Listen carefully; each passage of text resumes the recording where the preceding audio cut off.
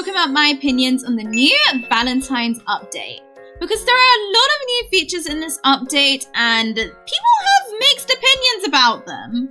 Now the first thing is, well, you can literally see it right now, the map. Because the new map is massive and I've seen a lot of people saying it's too big and without Walk Faster they're not going to have time to dress up. And while I think it is definitely possible that could happen, because of the way the map's organized, I think this could actually be less of a problem than people are thinking it is. Because say over here, we have all of the tops in one area. So if you're looking for a top, you know to come here. You just go, put on as many tops as you want, layer them together. They look a mess right now on my outfit. But you can get all of those in one spot.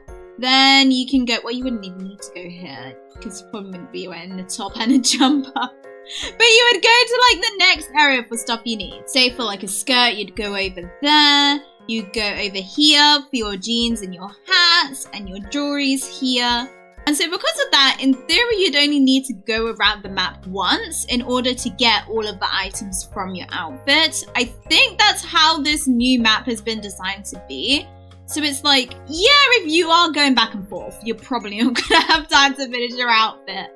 But the map's supposed to be designed so that you don't have to go back and forth. Now, of course, we do at the moment still have the dressing rooms, which have quite a mixture of different items, which means people could be going back and forth between the dressing rooms and the main areas. But Dressed to Impress is planning on getting rid of the dressing rooms. So keeping that in mind, I think ultimately people are probably going to prefer this map over the old one. I might be wrong about that, but I think we'll have to wait a while to find out. Now, the next thing I want to show, I actually can't show, but you guys, if you played the Valentine's update, you may have seen a couple of items over here saying to play 3 or 5 rounds in order to be able to wear those items. And some people didn't like this. I actually really like it though, because it's like you're playing to unlock stuff, which like obviously you already are doing. You have all of the different rank rewards, but like, look how far away I am from top model. I need, what, 20,000 stars? Like, that's not happening for a while. I can't unlock that. But I can unlock these items by playing for a couple of rounds. So I think it's just like a nice sort of achievement to be able to get without it taking literal months. And also it's only 3 or 5 rounds. Like, that's not that long, you know? But anyways, after that, if we go into the shop, the Valentine's pattern pack and the makeup pack.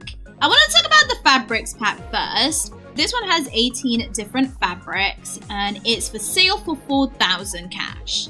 And I do like the idea of putting the fabrics for sale. I do think that's a good idea because like with quite a few of these, you probably wouldn't wear them unless they're on like a somewhat Valentine's themed outfit, you know? So it makes sense for them to be on sale as Valentine's limited things that come back each year. The only thing though with it is the fact that it's 4,000 cash, and if we go to the Everlasting Love set, this is a new Valentine's set, this is 4,800, which is a very similar price. I feel like the fabrics should be like a lot cheaper than like a whole set. Now granted, I don't really know how long it takes to farm cash because like I've literally never done it before, but I feel like 4,000 considering the cost of a set is perhaps a bit too much. Maybe it should have been like 1,500 like makeup is.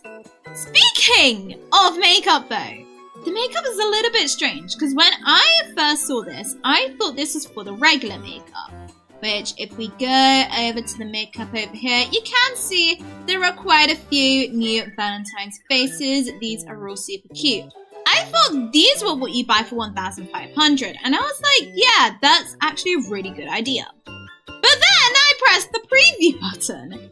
It's not the regular faces, it's custom makeup, which is really weird because you have to pay Robux for the custom makeup. It's 349 Robux to buy that. And then like on top of that, you're now not getting everything from the custom makeup. You're having to buy this makeup pack separately, which I'm not gonna lie, I think that is a very, very bad idea. Like, if someone's paying Robux to get access to more makeup, I think they should just get more makeup, you know? I don't think there should be another paywall on top of that. That's definitely doing too much. I think having it so you pay for regular season makeup's fine, but not for custom. And the next thing I wanted to talk about is the new limited code. Now, it did get shared today that there is going to be a limited code, but until today, everyone was expecting there to be a new code when the Valentine's update first came out, because we all thought it was going to be in one part. And then there just like wasn't a code, and no one even knew it was going to be 2 parts until literally when the update came out. And actually saw some leaked messages the night before. But I really feel like we should have known before the literal day of the update that the update was going to be in 2 parts. And it does seem like it was like a last minute decision because the update was so big. And I do think it was a good idea to put it in 2 parts.